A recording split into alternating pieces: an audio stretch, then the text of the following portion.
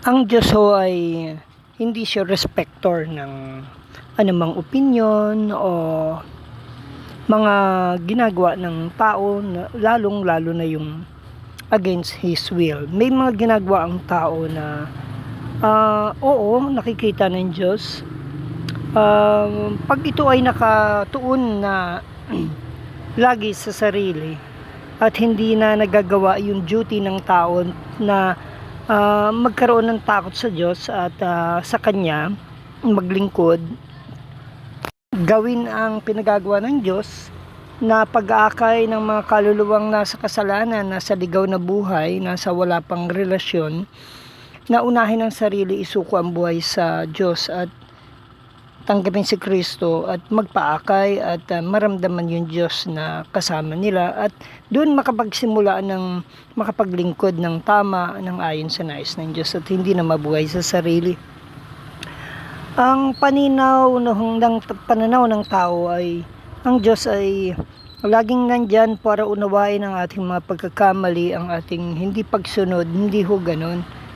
Ang Diyos is ang gusto niya ay obedience. Kaysa sa anumang gagawin mong sakripisyo sa Kanya, sa matapos mong gawin ng kasalanan mo, anumang gagawin mong pag-aalay, paghahandog, hindi ba ang pag-aalay, paghahandog ay sakripisyo ay nais o inuutos ng Diyos? Inuutos ng Diyos, pero prior to that, kailangan may malinis na puso, kinakailangan anak ka niya, kinakailangan may tamang relasyon ka, tamang aral ka, tamang pagsunod ka. So hindi ho lahat na naghahandog o nagsasakripisyo nang hindi sumusunod sa kabuuang nais niya sa buhay ng tao ay hindi katanggap-tanggap. Magbasa ho tayo. May mga relihiyon na sa Pilipinas at sa mundo na ayaw nilang babasahin nyo yung Bible. Kasi doon yung makikita na yung kanilang aral ay hindi nakabatay. Magbasa kayo. Salamat sa mga grupo na nagbibigay, nagpapamigay ng mga Bible. Dahil ano ho ba ang Bible? Ang Bible ho ay dyan nakatala, dyan isinulat ng mga naunang mga tao, ng mga anak ng Diyos, na pinasulat niya kinasihan ng Espiritu ng Diyos at pinasulat ng Diyos ng mga batas niya noon, ng plano niya, kung paano niya nilikha ang mundo, kung paano niya pinatakbo yung mga tapat sa Kanya, sila Noe, Enoch, Abraham, sila Abel, yung mga naging tapat, yung mga nagkasala, kwento, yon ang kasaysayan ng mundo at ng mga nagkasala at pinatawad din ng Diyos. Buti na lang at sila ay nagbalik at nagsisi at nakinig dun sa pangaral o babala ng mga propeta ng Diyos gaya si Haring David, sila Solomon. So talagang marami, sila Samson, mga nagkamali, pero maganda ang pusong bumalik. So, kwento ng mga taong sinubok niya yung pananampalataya gaya ni Abraham, na kunin ang anak ni Abraham na si Isaac o si Job, gunawi ng mga anak, ang hanap buhay, nagkaroon ng matinding sakit, pero nandun ho lahat ng kasaysayan ng mga taong tapat at hindi tapat. Yung mga propesiya ng Diyos sa darating na panahon at sa pagdating ng kanyang bugtong na anak na si Jesus sa mundo.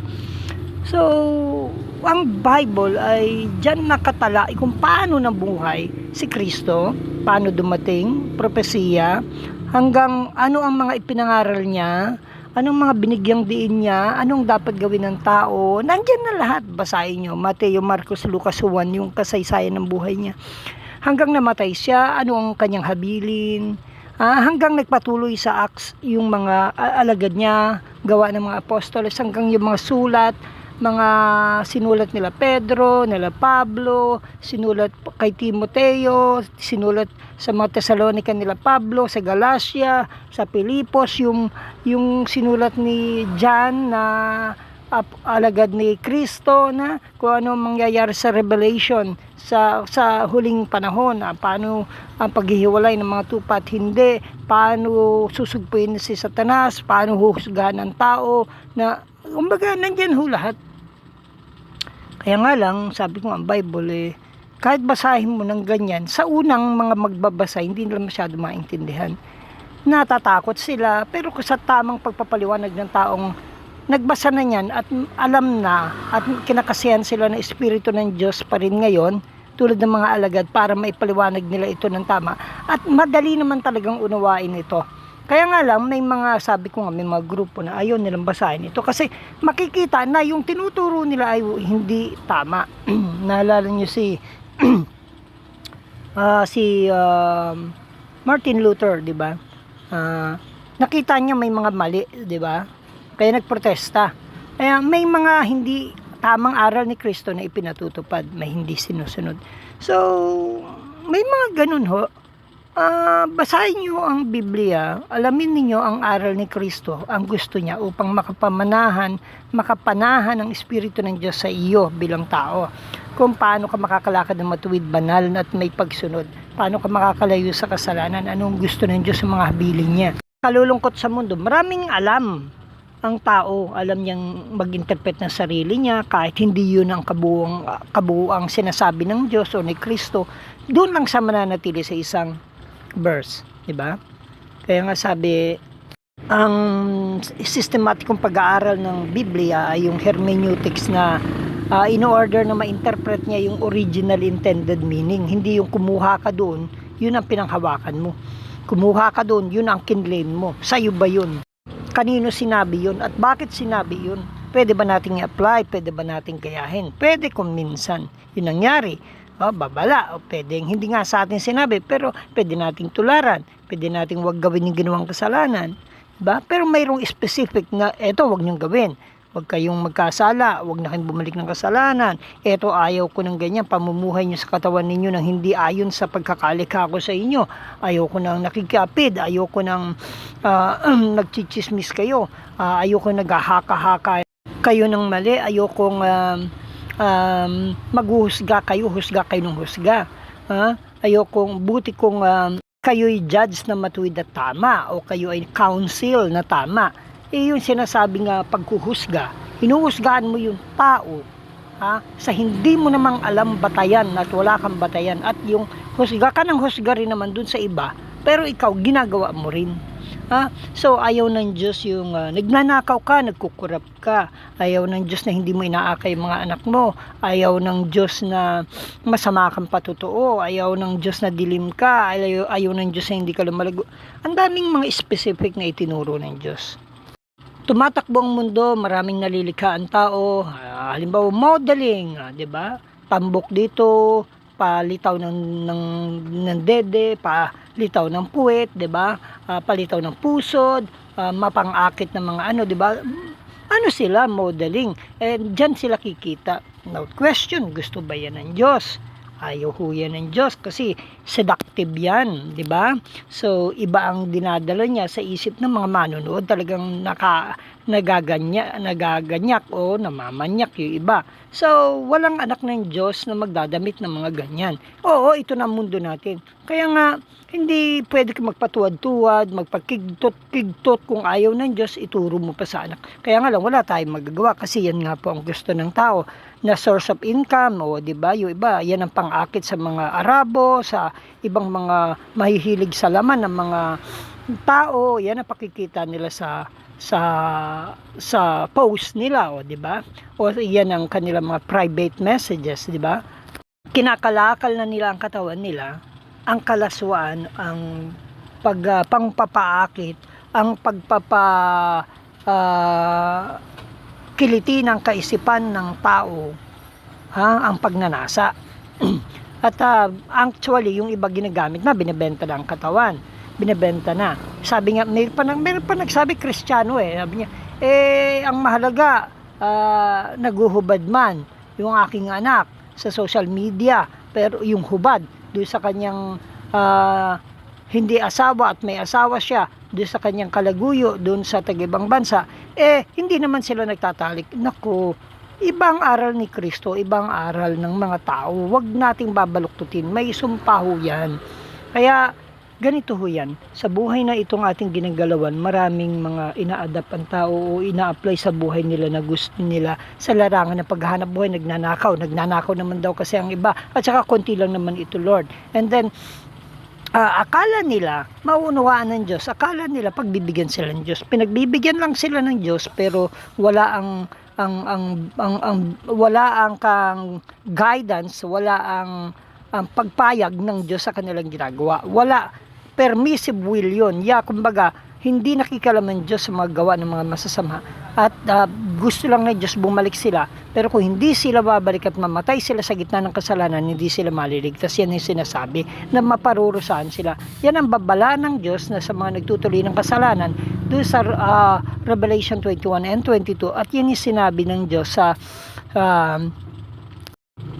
Romans chapter 1 verse 15, yung puot ng Diyos, yung galit ng Diyos, yung yan din yung sa Matthew 7 na 21 na hindi niya kikilalanin. Kasi ang tao, maraming pananaw na gusto niya. Gusto niya umayo ng Diyos sa gusto niya. Sa pamumuhay ng gusto niya. Itong gusto niya sumunod na lang ang Diyos. Iniunawa niya ng Diyos. Pinipilit niya isaksak sa lahat ng tao at sa mga anak nila na tama yung ginagawa mong kasalanan, tama itong ginagawa mo, wasakin yung ayaw pawasak ng Diyos para sa iyong sariling kasiyahan, para pagbigyan mo at hindi mo sundin ang nais ng Diyos sa pamilya mo, sa trabaho mo, sa pera mo, sa yaman mo, sa titulo mo. So, iba ang nais ng Diyos. Ngayon, maraming tao, kahit katawan nila, marami akong mga kaibigan, mahal ko, gusto ko namang silang sana makasunod din sa nais ng Panginoon. Sa pag-aalaga sa katawan, minsan pinapatay ng tao yung katawan nila. Sinisira na nila, nasira ng kidney, na high blood na, diba? Iisang katawan po ito. At kung tayo may takot talaga sa Diyos at tunay tayo nagsuko ng buhay sa Diyos, makikinig tayo sa Kanya. Kaso nga kasi itong Diyos na nakilala nung iba ay Diyos na hindi naman makakilos sa kanila. Kaya ang alam nila, tanggap lang ng Diyos na hindi kumikilos sa kanila. Pero kapag ang Diyos ay tunay na tinanggap nila, isinuko ang buhay, tumalikod sa sarili at sa kasalanan, at tinalikuran ng mundo at sinunod ang lahat ng gusto ni Kristo, doon bumababa ang Holy Spirit. Kung tunay na nagsisisi, tunay na tatalikod sa kasalanan, tunay na magpapatotoo sa bautismo, na siya ay patay na, ipapahayag sa lahat na siya ay hindi na yung dating siyang makasalanan, magnanakaw, nakikiapid, hindi na siya yung prostitute o lalaki o babae, hindi na siya nanloloko ng kapwa, siya ay patotoo na ni Kristo asin at ilaw. So, taga-akin ng mga kaluluwa, tagapagpaliwanag ng mga taong walang relasyon sa Diyos na may balik sila sa relasyon sa Diyos. Kapag ang tao ganyan ang puso, sabi ng Bible, diyan bababa ang Espiritu ng Diyos. At diyan, sabi ni John the Baptist at saka ni Pedro sa Acts chapter 2 na diyan bababa ang Espiritu Santo at diyan kayo mapapatawad pa lang. Hindi yung yung tao kasi, sinabi na tanggapin mo si Kristo, suko buhay, tanggapin ka anak, pero what kind of pagsusuko, anong klaseng pagtalikod sa kasalanan, anong klaseng pagtanggap kay Kristo, mababaw ba, tunay ba, genuine o hindi? Tayo, pag tumanggap tayo, gusto natin genuine na yung kahit sa kilos at gawa natin hindi, pero sabi ni Kristo dapat makita sa buhay, sa pananaw natin, sa lakad natin, hindi yung may kawalan ng pera, magnanakaw ka, kawalan ng pera, manloloko ka, dadayain mo yung papel, di ba? Dahil gusto mo, wag kang mawala ng pera at ayaw mo mabuhay sa kahirapan at gusto naman ng Diyos na yumaman, pero kung sa nakaw, diablo nagbibigay, hindi Diyos. Maraming nangyayari sa buhay ng tao na ang akala niya, karapatan niya yun. Karapatan ng hindi mananampalatayang gawin ang gusto niya kung ayaw niya sumunod sa Diyos, pero sa parusa ng Diyos hindi nagbabago yun.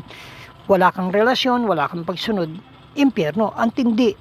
Ganun lang kasimple kay Kristo. Hindi ka sumunod kahit gumagawa ka ng konting kabutihan o maraming kabutihan, may ginagawa kang isang kasalanan, maliit man yan, still kasalanan, nakakapit ka sa diablo at kumakapit ka sa Diyos and kumakapit ka sa diablo, namamangka ka sa dalawang ilog, di ba? Dalawang Panginoon. You cannot serve two master. Kaya maraming mga lingkod din na gumagawa ng kasalanan, nanloloko ng kapwa lingkod, na nanloloko ng gawain, nagiging masamang patuto, mahalay, kalakal ng salita ng Diyos, and at the same time, gumagawa sila ng kabutihan. Ang thinking nila, they will be saved because sa kabutihan ginagawa o paglilingkod. Sabi nga ni Kristo, hindi niya kikilalanin yan. Kahit pa sila yung mangangaral pagdating ng paghukom, nagpalayas ng demonyo, gumawa ng dakilang bagay sa pangalan ni Kristo, ng Diyos, siya ay nag-ala propeta, hindi niya kikilalanin because nagpatuloy sa kasamaan. Mateo 7:21. Kaya nga hindi lahat ng tumatawag ng Panginoon maliligtas, kundi yun lamang tumutupad. Yun lang tumutupad. Tinutupad ko man ilan lang, pero hindi lahat. So hindi ka pa rin nakatutupad. Kaya ang pagsuko ng buhay sa Panginoon ay buo. Denial of yourself, taking up your cross and following Christ, hindi just believing and doing yung gusto mo lang, yung kaya mo. Dapat mong kayanin, dapat kang lumago, hindi pwedeng hindi ka magpapalago ng matagal na panahon. Kinakailangan mo sumunod, dahil kung sumunod ka, magpapalago ka, magpapake ka, hahanapin mong taga-akay matuwid, hindi bulag, hindi mahalay, hahanapin mong kagrupo yung mga tunay na tupa ng Diyos, hindi yung kambing na magkakasama kayo. Hindi makamundo ang ginagawa nyo sa anumang gawain. Hindi kayo makamundo ginagawa nyo sa opisina. Larawan kayo ni Kristo ng katuwiran, ng tamang pamumuhay, ng kabanalan, ng pagmamahal, ng tunay na hindi makamundo o mahalay o pagnanako o makasalanan. So, kaya ang tao ay hindi pinapermit ni Jesus Christ, lalo na kung tatanggapin nyo siya, na magpatuloy. Kaya nga sinabi niya, kahit doon sa babaeng nahuli na babatuhin, sabi niya, hindi naman niya sinabing pinatawad na ikaw, babae. Sabi niya, hindi lang siya pinayagan ni Jesus na mapabato o krimen na patayin ng tao yung babae sa bato na nahuli sa pakikiapid. Hindi rin ni Kristo pinarusahan siya doon. May time for that. Pero sabi niya, huwag ka nang magtuloy sa kasalanan. Dahil hindi rin naman sinabi ni Panginoon, pinatawad ka na. Ibig sabihin, iniligtas lamang siya to the point, yung kaluluwa, wala pang issue doon.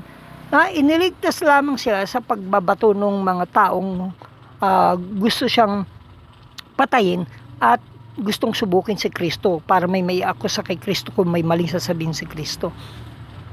Hindi niya in-encourage yung babae na magpatuloy sa kasalanan kasi oras magpatuloy ang babae sa pagkakasala at hindi siya tumigil, alam din ni Kristo na siya ay nasa kasalanang iyon at alam ng lahat, siya ay mapupunta sa impyerno. Okay? Ang langit ay ginawa para sa mga tunay na nagsisi at lumalakad sa nais ng Diyos. Hindi man sila perfecto pero na-perfect time na lumilipas. Hindi sila lumilipas ang panahon na hindi sila lumalago o hindi nila inaalisan yung kasalanan, nagpapalago sila. Gumagawa sila ng paraan upang hindi makapasok ang kasalanan sa buhay at tuluyang mawala. Hindi yung pagsisi, tuloy kasalanan, sisi, tuloy kasalanan, lingkod, bayaran ng paglilingkod ng pagtulong. Hindi ganun ho. We have to, kailangan mag-mature tayo, kinakailangan tayong maging fully matured, kinakailangan tayong maging complete, kinakailangan tayong maging perfect, kinakailangan tayong maging holy. Kasi kung walang holiness, hindi tayo pwede sa Diyos. Kaya yung pag tayo namatay at hindi tayo nakatupad doon sa mga requirement ng Diyos ni Kristo, hindi tayo maliligtas. Kung hindi ka talaga naging tapat hanggang wakas, hindi ka naging well done, my good and faithful servant, yun lang papasok sa langit. Hindi mo tinakbo yung takbuhin ng pananampalataya, hindi ka nakapaglaban, a good fight of faith. Ang nilabanan mo, yung ginawa mo, bad living, a bad life, hindi faith through Jesus Christ. Bad life ang ginawa mo at hindi mo pinakita ang tunay na pananampalatayang genuine yan sa'yo. Nabuhay ka sa pagkakasala at hindi pagsunod sa nais ng Diyos. At hindi mo tinakbo yung takbuhin pinatatakbo ni kay Kristo, takbuhin ang diablong sinunod mo o sarili mo. Kaya ang langit talagang inihanda ng Diyos hindi para sa mga windang-windang ang buhay, hindi mga hap-hap, hindi ho yun sa mga maligamgam, lukewarm, hindi po. Hindi yung sa church in Laodicea na sinasabi sa Revelation na isusuka ng Diyos na naglilingkod pero ang puso malayo talaga sa Diyos. Kaya ganun ho ang lagi nating tandaan kung ano talaga yung nais ng Diyos, yun ang pinakasundin. Huwag na nating mag-devise, huwag na nating bagyan ng paliwanag na iba, huwag na nating i-interpret ng iba. Kaya nga lang ang tao kasi, kaya nga yan naghahanap ng mga ngaral daw na masarap sa tenga niya, yung gusto niyang aral na hindi siya tatamaan, hindi siya mababago. Yung gusto niya ay yung magawa yung makamundong pagnanasa, hilig niya, katanyagang kayamanan, karangyaan, kasikatan, hindi yung magawa niya yung nais ng Kristo. To do the will of yung Father, like si Jesus Christ, gawin ang will ng Father. Kaya nga in prayer, mangyari nawa ang yung kaharian dito sa lupa parang na nasa langit. Kumbaga sa akin, sa buhay ko rin. Hindi na ho yung gaya si Mary, sabi niya, mangyari ang kalooban mo nung siya magigagawing ina ni Kristo sa lupa, diba? Be it unto me according to your word, kumbaga to your will. Ang tao gusto niya Diyos ang susunod sa kanya Diyos lang, may paraan. Sisig, tuloy kasalanan, huwag iwanan ng kasalanan. Nakakatakot yan. Walang aral si Kristo ng ganyan. Maraming aral yung na ganyan, yung bulag na mangangaral, yung mga bulok na mangangaral, yung mga mangangaral na binabaloktot o dinadagdagan ng aral ni Kristo, na yan ay susumpain, pakasumpain daw yung mga ganyan. Idadagdag sa kanila yung salot. Yung mga dinagdagan nila ng maling aral para pagbigyan ng gusto ng tao, na ang tao hindi na lumago, nagtuloy sa kasalanan hanggang kamatayan. Man pleaser sila, hindi God pleaser. Pinapangaral na ayon sa nais lamang ng tao. Yung mga tao naman, siyempre, gusto nila yung mga ngaral na pakikinggan nila, o yung samahan, o kapilya, o grupo, o gawain, yung pinagbibigyan sila sa kasalanan, o lahat sila ay pare-parehong makasalanan at hindi lumalakad sa nais ng Diyos. Sama-sama lang sila. Makamundo ritual ang ginagawa. Lahat paglabag sa Diyos ang pauri ng pamumuhay sa pagpapamilya, sa katawan, kung paano hindi dapat gamitin sa kalaswaan o maagang sex, o hindi mo asawa ay nakipag-sex ka, kung paano dapat ka maging patuto at hindi dilim, nagpapakadilim.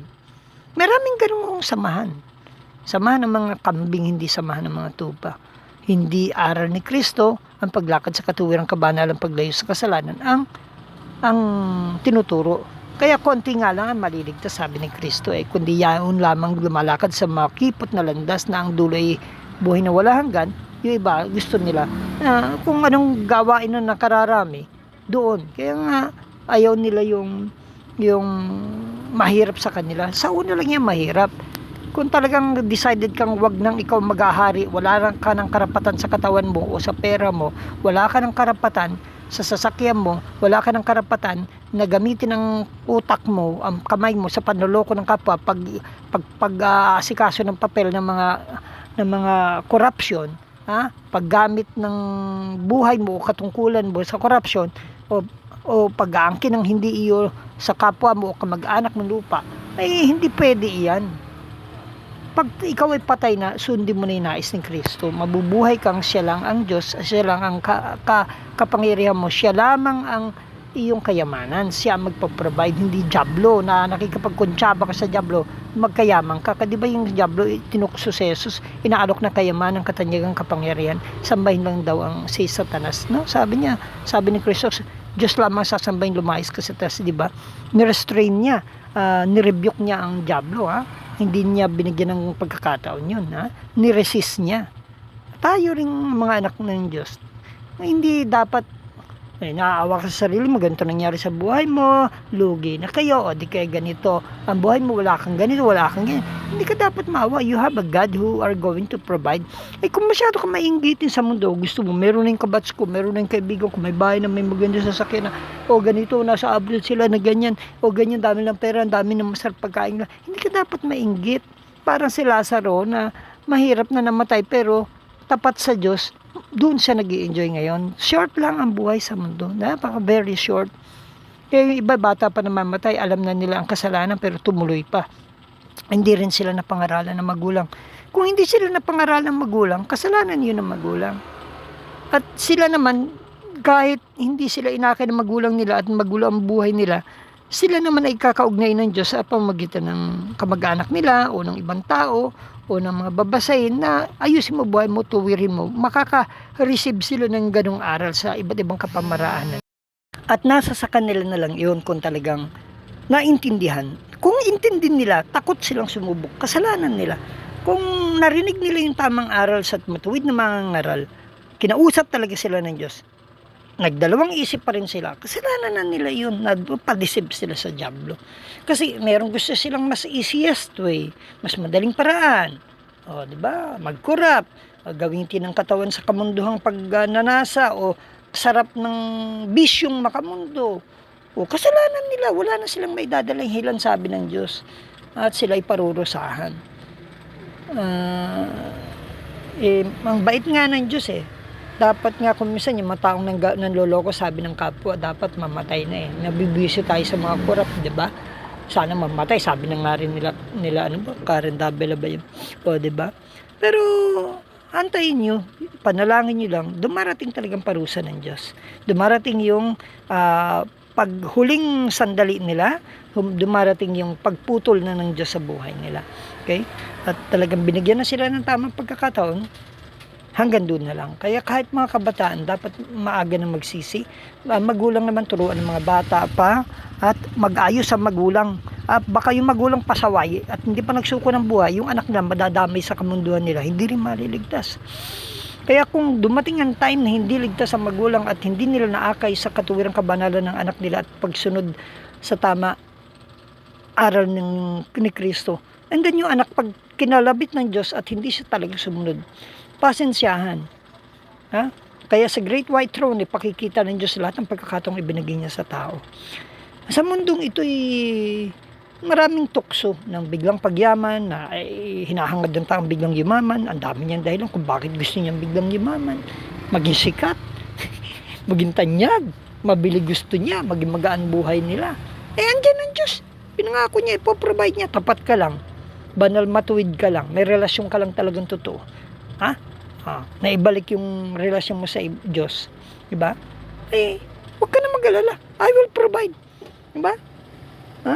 Sabi niya, seek ye first the kingdom of God and His way and His righteousness, and all these things shall be added unto you. Diba yung may kanta nga na abangan niyo yun dito rin sa channel na ito, yung kantang yung isa sa favorite ko yun.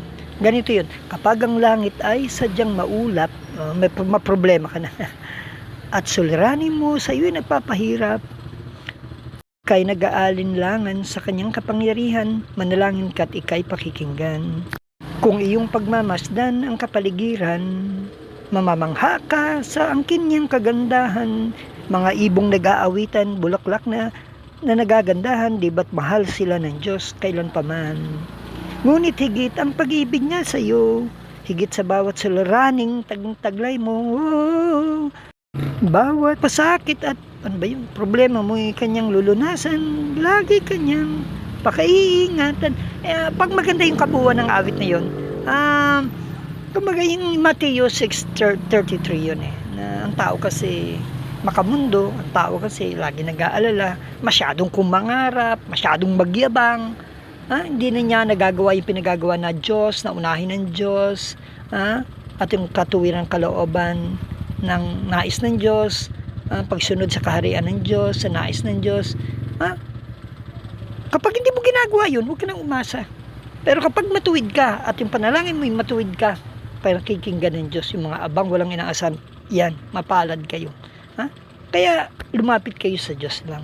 Pero kung wala kang relasyon sa Diyos, anong lakas mo ng dati ako ganyan pero pray lang, bigay mo bago pa man dumating yung pangangailangan, pray, turo mo anak, pray, papa ganyan, pray, turuan mo para makita nila kung gaano kumikilos ang kamay ng Diyos sa mga taong tapat. Pero kailangan maayos kayo, malinis kayo, kailangan ginagawa nyo yung pinagagawa ng Diyos, inuunan nyo yung Diyos. Pero kung hindi, wag na kayong umasa. Kaya makapangyari ng Diyos kasama niya. Yan yung hindi alam ng tao paano kikilos ang Diyos sa panalangin ng isang tao. Dapat una matuwid ka. Sabi niya, what a privilege to carry everything to God in prayer. Yung what a friend we have in Jesus.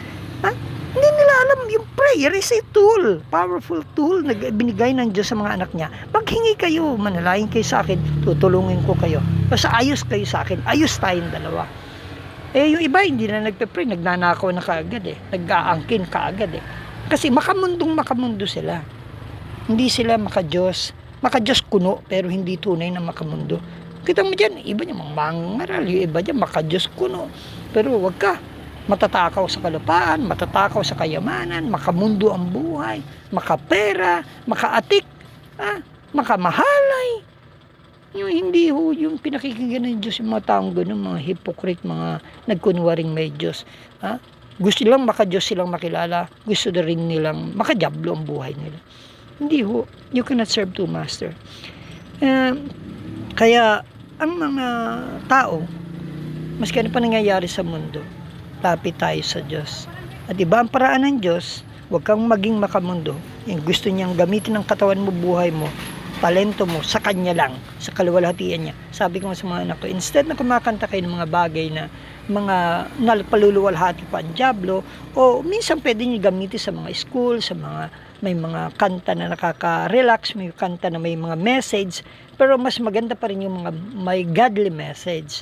Lumalalim ka, nakikilala mo ang Diyos, at saka na isi-share mo yung message ng kanta sa ibang tao upang sila ay maniwala rin sa Diyos mo. Kaya even our boys, yung talent natin, gitar ka ng gitar, ginagamit mo sa makamundo yung gitar mo, hindi naman naluluwalhati ang Diyos. In everything we do it for the glory of God. Kailangan nasa trabaho ka, paano ko bang maluluwalhati ang Diyos? Magnakaw ka na magnakaw, magchismis ka na magchismis, lahat na laman na magrinig mo, ang dami mong sinasabi, ang dami mong kwento, alam mo yung lahat ng chismis, diba? Hindi ganun. Kailangan patutuasin at ilaw. Pero asin at ilaw ka rin at nag-glorify mo ang God kapag nagkukorek ka ng mga baling buhay, yung mga patimbuang, yung mga mahala, yung mga taong talagang walang relasyon sa Diyos, you can identify and you can tell everyone na ito hindi nabubuhay sa Diyos. Ikaw ay taga-saway, taga-expose ka, taga-correct ka. Kung matatakot, you are glorifying God in that way. Huwag ka lang maninira. Huwag ka masasabi na hindi totoo. If God calls you to expose, you expose. Para malantad sa liwanag, para hindi pamarisan, akalain ng lahat, pare-parehas. Diba? Baka akala ng tao, banal na banal. Yung pala, alam mo naman pala yung kabulukan niya. Diba? Diba? Dapat malaman yun. Ingat ka lang, dahil baka makasuhan ka, pero ibig sabihin, if God calls you to tell other people, sa mga hypocrite, sa mga taong gumagawa ng kasalanan sa Diyos at sa gawain ng Diyos, sabihin mo, huwag kang matakot. If God really gagamitin ka niya at sinabi niya, sabihin mo. So, maraming way to glorify God. Not only singing, but bago ka kumanta, ayusin mo buhay mo. Ayusin mo, hindi ka lang nagkakanta para makapagyabang, para makapagsabing naglilingkod ka sa Diyos, subalit mayabang ka, matapang ka, wala ka magandang patutuo, masama kang tao. Diba? Mga talagang makasalanan ang buhay mo. Pero gusto mo maglingkod din sa Diyos. Diba? Kailangan ayos tayo bago tayo mangaral. Kinakailangan talagang suko ang buhay natin. Hindi tayo magiging sikat, si Kristo magiging sikat. Baka mamaya ikaw nagiging sikat, kagaling mo. Pero wag ka, kopya-kopya lang yung aral mo, hindi galing talaga sa Holy Spirit talaga.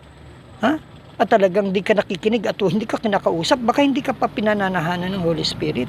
Kaya, iba talaga pag ang taong nakay Kristo na to glorify God sa buhay niya. Mahirap man siya, wala man siya, hindi siya naapektuhan ng mundo kasi may God siya. Tanging kaibahan. Alam niya gamitin ang buhay niya para sa Diyos, na piniplease niya ang Lord. Higit sa anumang bagay o anumang tao. Patutuo, asin at ilaw siya ni Kristo.